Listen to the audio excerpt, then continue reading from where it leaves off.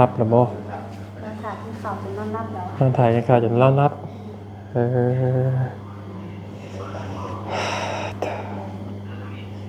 ผัดเนาะ ใช่เนาะ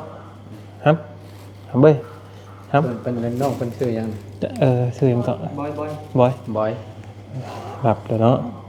กับข้าวครับไอ้ซื้อได้กินมาให้ถ้าอยากนั่งกินได้มาชูกันโดยปิ้งไก่แล้วกับปิ้งผักปิ้งอย่างตั้งสาไลน้ำทั้งอะไรมันกินกันไอ้เอาไว้ซื้อว่าอย่างไรมันซื้อจำเป็นซื้อกินแหละโดยให้ซื้อกับข้าวกับน้ำไม่ซื้อข้าวปืนเช้าเนาะอันนี้กินโลดนี่กับข้าวนี่ก็นี่แหละใช่เดี๋ยวซื้อมาขนมเพราะว่ากันยังชิมิ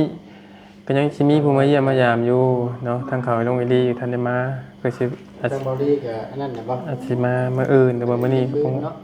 อันเด้อล่ะเด้ออันนี้ตั้งให้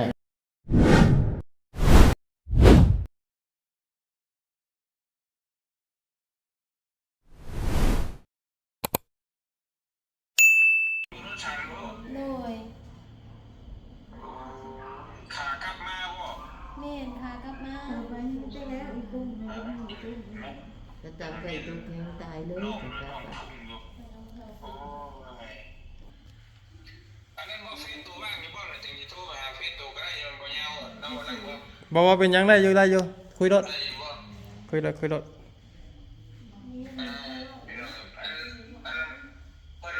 รับผิดชอบอยู่แต่ว่าคนยังไปเบิ่งกล้องจออยู่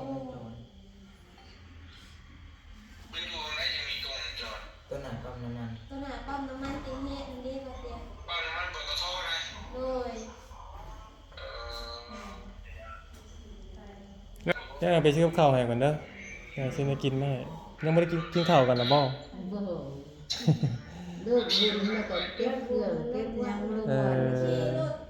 รถลานได้มาเด้ลงมาแล้วก็มาขึ้นมาแล้วก็ไปส่งน้องเป็นนั่นนี่ก็ยังบ่ได้แล้วเรียกมาก็เพิ่มเอาเครื่องความบุญรัดแจกแม่คนนี้ซะแจกนั่นแล้วเนาะเจ้าเป็นหยังครับเป็นแม่เลี้ยงอันนี้ก็เอื้อยแม่ผู้มันตายนั่นอันนี้ก็ดีเอื้อยแม่น้ำแต่นะคอยนี่เป็นแม่เลี้ยงเขาตั้งแต่ได้3 ปีผู้ตายนั่นนะแม่น้ำแต่นั่น3 ปีนั่งนี่นะ6 ปีคอยเอามาเลี้ยงคุยกันก่อนเดี๋ยวเราจะไปซื้อกับข้าวมาให้ก่อนเด้อเดี๋ยวไปซื้อกับข้าวที่นั่นมาให้ก่อนคุยกับแม่เพิ่นไปแล้วโอเคหนาวสัมพี่น้องสบายดีเด้อพี่น้องเนาะสบายดีกันเบิดทุกคนพี่น้องเนาะพอดีว่าใช่เปิดคลิปไก่กันแน่บ่เป็นยังได้อยู่ได้เสร็จเนาะพอดีว่าทางมะยาวกับบ่ตูนไปซื้อกับข้าวกับน้ำเนาะพอดีที่นี่บ่เตียงโทรมาพี่น้องเนาะบ่เตียงโทรมาเยี่ยมมายามน้องเพิ่นบ่ตูนซื้อไก่เนาะกับข้าวพอดีสาไลแล้วก็คือว่าสิอยู่นะเนาะน้องเพิ่นแล้วก็ทั้งสาไลเนี่ยผู้ทั้งป้ามันก็ถอดกันก็ซอยๆกันว่าครับเนาะน้ำผมสิเฮียนั่นเด้อครับมาน้ำเราไปถือก็ได้มาบัดนี้บ่ไปโอเคไป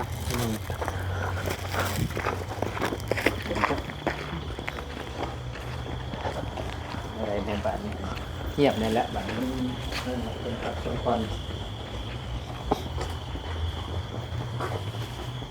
ชื่อบททำนี่กับเวท200,000จ้ะโทรไกลตัวเรื่องมันก็ยังแสนปลายพอมันเลิกมันลื่นเฮาก็บ่อยากรบกวนเตียงอื่นนำเพิ่นรับเพิ่นนอนแล้วนะ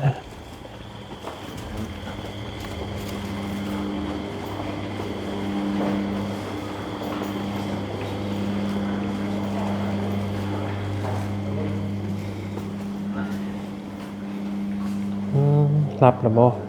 เราถ่ายที่เขาเป็นนอนรับแล้วนอนถ่ายกันข่าวจนเล่านับ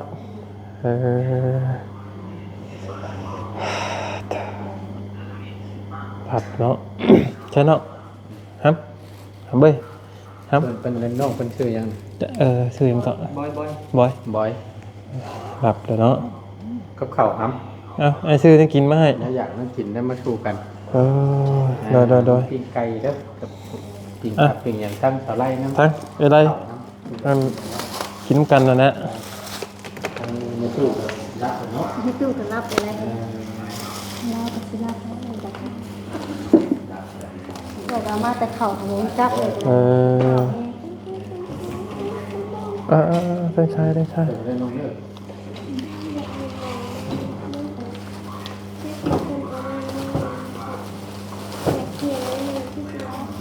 เอ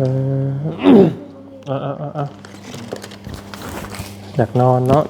พี่น้องเลยฮะ มีไม้ค้ำบ่ ก็แบบว่าเพิ่นอันนั้นนะแบบมันสิมีผ่าขาวกระหลาดแข็งๆในห้องพื้นขาเขาไว้นะคะลงแล้วมันเจ็บเพราะว่ากระดูกเฮามันก็ต้องเป๊กอยู่แล้วเนาะมันเจ็บแบบนี้แล้วว่าให้คอยเอิ้นหมอคอยไปหามาหมอเพิ่นบ่อยู่จักใส่ บ่ จังไหนมันก็ได้จังไหนก็ได้ ก็บ่กล้าเข้าเพิ่นนะเพราะว่ามันสิมีผ่าขาวๆแล้วห้องอยู่พื้นขาผ่า ข้าง ขาว เทนฮักนั่นบ่ แม่พ่อคนห้องไว้บอกให้แข่งเฮาลงไปติ๊กกับที่ออนนะยามชุดลงกันแต่ว่าเฮากับฮู้เนาะ เป็นอะไรเจ็บบ่น้องตอนนี้ มีเพิ่นเนี่ยเฮาถามได้ดอกบ่ได้เจ็บหรอกเฮาว่าซักยาเด้อคำเจ็บเฮาว่า เออเจ้าได้เจ็บบ่ตอนนี้เป็นอะไรเนี่ย มันปวด กับหยังกับปวดส่วนขนองบ่ที่ว่ามันพลิกตะกี้นี่บ่ที่เพิ่นดึงเข้านี่ เออ ปวด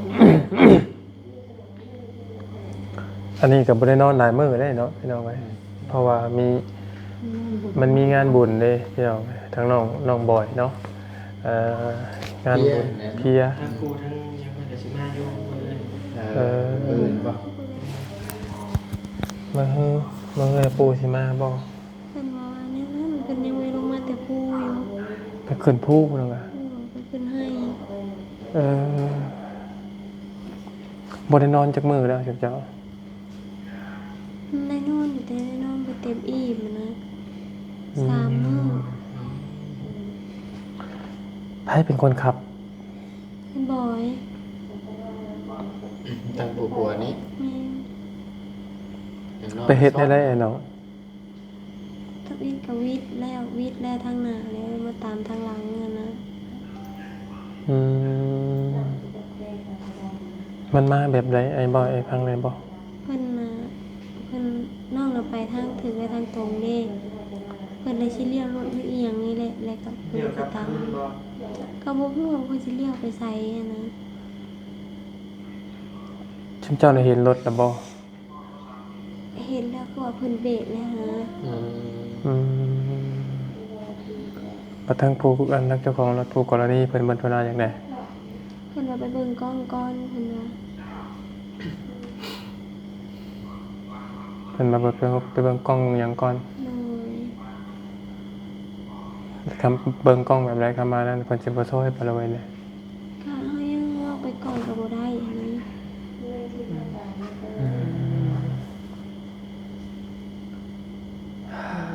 น้องเอ้ย ได้เนาะ ตะกะบะเนาะเฮ็ดบุญนำแม่บัด ขาดที่ช่วยนะถือว่าได้ก็ได้กันตัว แต่ก็ถือว่ายังดวงดีเด้สำหรับบ่ยาวคิดว่าได้ไอ้ว่ายังเจ้ายังดวงดีเด้ยังดีเด้ยังบ่ฮอดชีวิตหรือว่ายังบ่ถือเกี่ยวกับทางสมอง แม่ ยังเป็นขาอันนี้บ่พื้นอันความดวงดีได้แต่ว่าก็บ่มีไผอยาก คนน้องรู้สึก จะ นะ มายังไงเป็นมันก็บ่มีเนาะ หึ เพิ่นมาตามมาพาน้องเลยอะนะคนน้องรู้สึกนะเพราะว่าทางไอ้บอยเพิ่นขับแล้วมันวิดแล้วมันนี่เหลือทางก้นนะคนรถนะทางตุทางหน้ารถแล้วก็ตามมาพาน้องอย่างนี้เลย มันบุญน้ำแม่น้ำหยังแล้วเบิดละบ่ แล้วบ่แล้วไปส่งน้องตุ๊ก เออ ไปส่งน้องตุ๊กเลยมากลับคืนมา ขามาบ่เนาะ แม่นค่ะ ชมน้องกลับมาเนี่ยจะเกิดอุบัติเหตุนี้ โดย กระบะเนาะพี่น้องอ่ะ เกิดอะไรเดี๋ยว เบิดอย่างหนึงนะอย่างหนึง ฮะ เจ้าก็เวรกรรมอย่างของเจ้าเฮ็ดบุญหลายๆเด้อน้องเอ้ยเฮ็ดบุญเฮ็ดศีลนำแน่เด้อเฮ็ด นั่นแหละพากันเว้ากันไว้บุญอีเมลได้สิพากันไปบุญท่านวัดท่านใจอยู่นะ ยังบ่ได้แล้วง่ายเด้อพี่น้องเอ้ยเนาะ โอ้ พื่อเจ้าสิพักพื้นเพื่อเจ้าสิอยู่ อีหยัง ตอนนี้เจ้ายังบ่เจ็บตอนนี้เพราะว่าเพิ่นถามไปนี่ แม่ มาแล้วบ่ มัน เจ้า ดัง สิ ตั เจ็ ว บ พยามันหักมันก็มีบางช่วงมันก็เจ็บแน่นะ ตอนนี้เจ้าพลิกแบบเจ้ามีความรู้สึกอยู่บ่เจ้าตีงได้อยู่บ่ข้างน่ะ ตีนนะตีนได้งอนก็ตีนดิ้วตีนตีนได้ตีนได้ตั้งแต่ต่ำบุเละ เออเจ้าบ่ได้ย้อนสอนบ่เจ้าย้อนสอนบ่ขี่รถย้อนสอนบ่ เรียกว่ามาทางซีเข้าไปถึงเรียนอยู่บ่ แม่เข้าไปถึงเรียนแล้ว เจ้าขี่รถตึกเรียนอยู่เนาะ โดยน้องตุนฮักออกมาทางวางทางเข่าความน้ำมันเลยได้น้องกระตุนฮักออกมาทางพี่ ฮักลิงแล้วแต่บ่วิดเนาะ แม่รีบแล้ว แก สามารถรถเพิ่นนี่ยังถือว่ามากบ่แฮงปานใดนะนี่ แม่ ถ้าแฮงนี่ เพิ่นเลี้ยวหันนะ จะสิเป็นยังไงหน่อยเนาะ รถนี้ เป็นการชนเล็กนั่นเอง แม่ การชนออฟโรดมันแข็งขนาดได้กันไป มันว่ายังไงคือค่อยๆครับแต่ว่ารถแฮงรถเด้ แม่กระเตะเนาะ แม่นถ้าว่าแบบเต็มแม็กก็เรียบร้อยกว่าตัวเลยเอ้ย ก็ดีแล้วยังบ่ถึกนี่มันถึกนิ้วนอนอยู่ไป นั่นแหละสู้ๆนะเด้อ เป็นกำลัง เอ ใจ อ นะ นั่นก็ สู้ สู้ ๆนะ ๆบ่ได้ปะบ่ได้ทิ่มดอกจะมาก็ยังมาซอยยังเป็นกระบอกเสียงให้เจ้าคือเก่านั่นแหละนอนเนาะผู้นี้อยากนอนเมื่อยเด้อ บ่ตีแล้ว เอ้ย กำลังเศร้าหายนี่ค่ะ ผู้นี้บ่อืม นี่แหละเอาความผิดให้ตัวเอง จักผิดมันบ่มันโทษไผบ่ได้เลยมันเกิดเลย บอกเพิ่นมันโทษใครบ่ได้เพิ่นญาติบ่แบบคือพอน้องมาในญาติพอญาติทางผู้เฒ่านะโทษว่าแนวนั้นแนวนี้ เออ เขาบอกว่าบ่แม่น เป็นหยังหรอก เศร้าให้ไว ตอนนี้น้องเจ็บอันนี้เจ็บว่าไม้อันนี้ ตรงที่ว่าห้องอ่ะบอก แม่นี่พอคุณดามดิ เออ แล้วพี่ ทางนี้บ่ทางหมอไปมาบ่ เล่นจะบอกไหมจะบอกแล้ว หมอบอก ขออนุญาตคุณเราเป็นเจ็บขาเวลาขาเนี่ย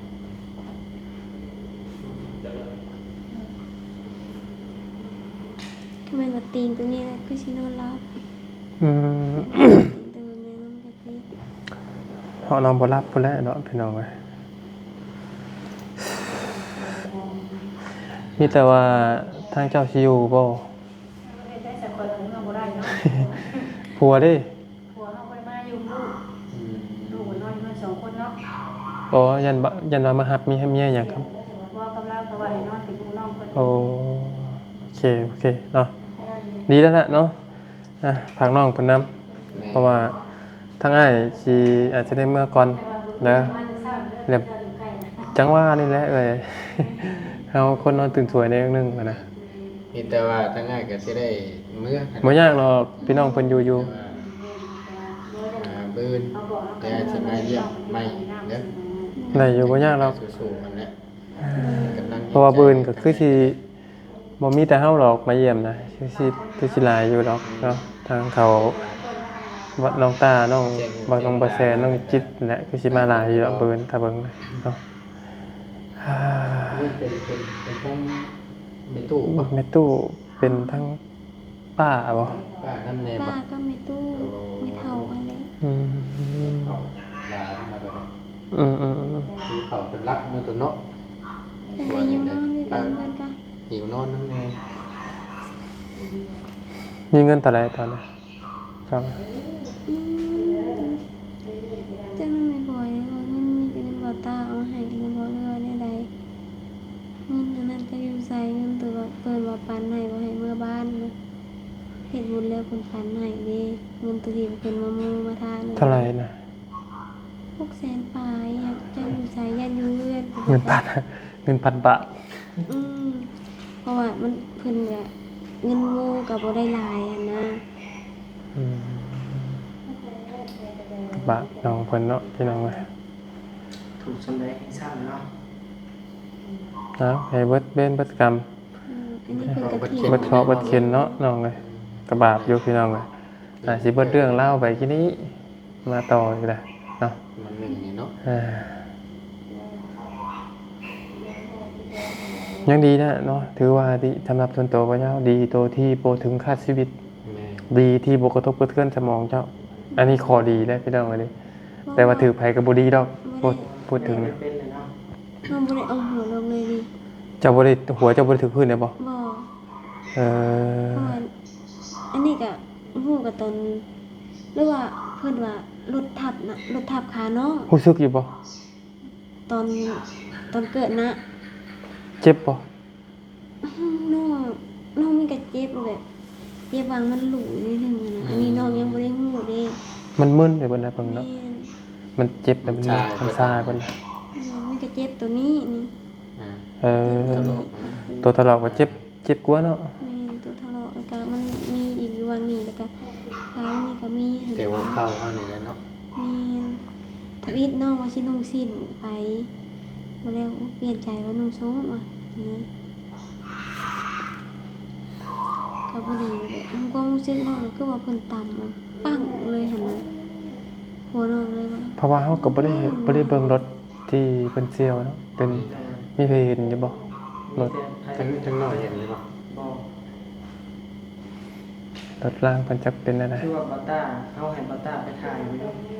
ไปถ่ายผู้หูผ้าไว้เก็บหลักฐานซื่อๆนะ โดย ให้บัตต้าไป เขาก็บ่ได้เห็นร่องรอยว่ารถเพิ่นเป็นแบบใดนะเพราะว่าเขาก็บ่ได้เว้าเพิ่นเนาะเพราะว่าเพิ่นรับผิดชอบอยู่เด้เนาะเพิ่นก็บ่ได้หนีบ่ได้หยังเด้ มันบ่เรื่องกฎหมายของทางญาติเพิ่นเป็นคนเคลียร์ เดินเนาะ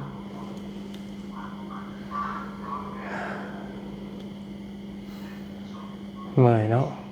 ไปสิถามผัวแล้วก็รับครับ เนี่ยนี่จะให้ ผู้ผัว พักผ่อนก็ต้อง ไป ได้ แล้ว ให้เออ ให้บ้างเศร้า ผู้ผัวนี่กระเด็นไปทางไหนผัวเนี่ยมันผัวได้กระเด็นออกจากรถอยู่บ่ ไปน้ำรถ ไปน้ำรถ เจ้านี่ถูกยังเนาะเจ้าถูกยัง เจ้าจำได้อยู่ว่าเจ้าถือรถชนหรือว่าถือรถหรือว่ารถเกิดจากมันต่ำแบบนี้ น้องรู้สึกว่าคนน้องรู้สึกว่ารถเพิ่นต่ำเลย อ๋อ ตัวนี้ว่าเพิ่นเหตุการณ์ชนกันนะ กันชนสแตนเดร์ดบ่เนาะ นะ กัน เล็กนาย เออ จะมีแข่งเนาะมี มันเป็นกันชนเด้ ตอนนั้น ก็ยังเว้ากันอยู่เด้รถไฟบ่อยากกันมุนน่ะใช้รถกันชนแล้วมันบ่ว่าแต่คนนะแต่ควายตัวนึงยังบ่เป็นหยัง บ่มีหยัง กันชนตัวนั้น ยอดดีเลย นอนอยู่ซื่อๆเมื่อยแล้วเนาะ เจ็บ บ่ ไป ได้ คิดลายแล้วพี่น้องเนาะ มือตีไปได้ ตีผิดบ่ได้เมื่อ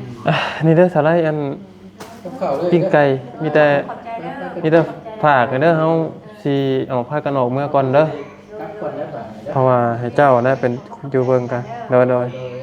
ฝากเบิ่งน้องๆคนนี้เนาะว้า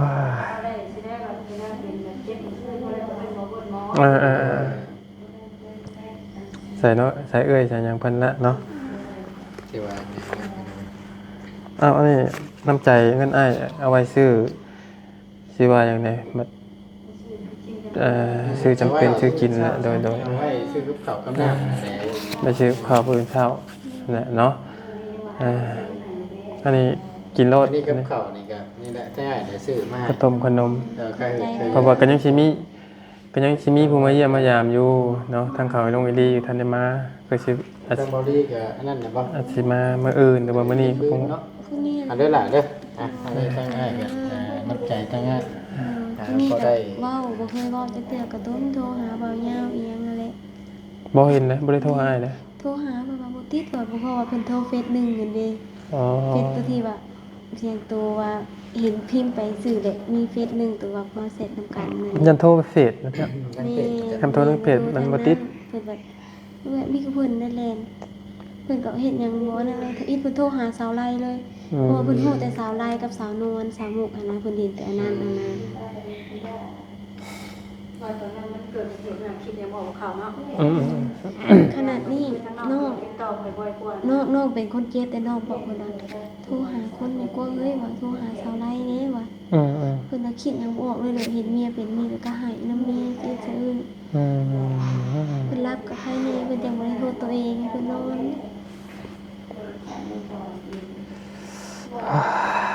จ้ะพี่น้องเอ้ย แบบไป ป้าสามีแต่นั้นนะน้องเด้อ คนเด้อน้องเด้อ สู้ๆเด้อ สู้ๆเด้อดังให้ใจให้ สู้ๆในเฮ็ดอะไรมันได้เป็นเด้เนาะเศร้าไวสู้ เกิดเนี่ยพี่น้องคือว่าเนี่ยเอาถึงใดเขาพักคนเรื่อยๆเนี่ยในกระเป๋าเนาะ โอเคแล้วเราออกละกลับกันเด้อไปเด้อเด้อโดยฝากน้องคนใดเพราะว่าเฮาก็บ่ได้อยู่ไกลดอกคือเจ้าเห็นเลยก็เฮาใกล้ๆนึงบ่เป็นหยังน้องบ่เป็นหยังบ่เป็นหยังโอเคล่ะโอเค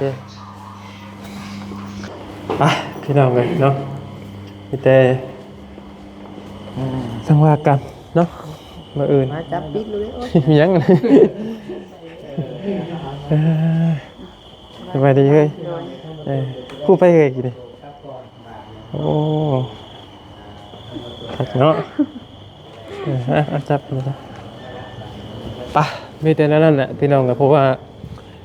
บ่อยากรบกวนน้องเพิ่นหลายเนาะเพราะว่ามันเลิกแต่อยากให้น้องเพิ่นพักผ่อนแล้วก็มันเป็นสถานที่ห้องหามก็ว่าได้พี่น้องแต่เฮาอยากเฮาฝืนกดเพิ่นซื่อๆได้นี่เนาะ